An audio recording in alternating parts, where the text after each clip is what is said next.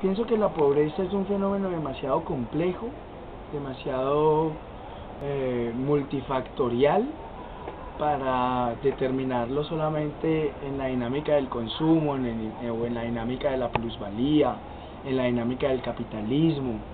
Creo que más allá de la economía y otros elementos, en la pobreza intervienen factores culturales, factores de idiosincrasia. No me atrevería tanto a decir si factores psicológicos, ¿sí? Pero sí un gran nicho cultural que le da un soporte a una forma específica de relación. ¿Qué es pobreza? Empecemos por allí. La pobreza es un constructo, así como la riqueza es otro. ¿Quién es rico y es pobre? Depende de dónde se mire. Por ejemplo, Manfred Machner nos decía, el desarrollo se refiere a las personas y no a las cosas.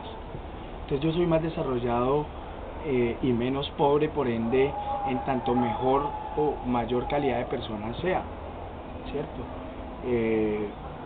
¿Qué es la riqueza y en qué es importante ser rico?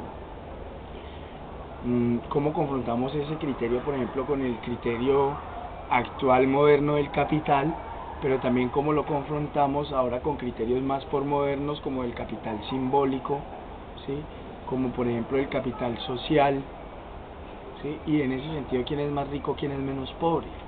Entonces eso, creo que la pobreza en general es un concepto muy amplio que habría que determinar cuál es la mirada puntual que se quisiera desarrollar para poder plantearla, que en un mundo moderno multifactorial, plantearse una mirada sobre la pobreza solo desde el tema de la condición económica, pues es una mirada demasiado estrecha particularmente, y que en efecto, pues ya en términos de nos encantan los estándares, las categorías y las tipologías. Entonces uno puede encontrar unos perfiles tipos allí, ¿no?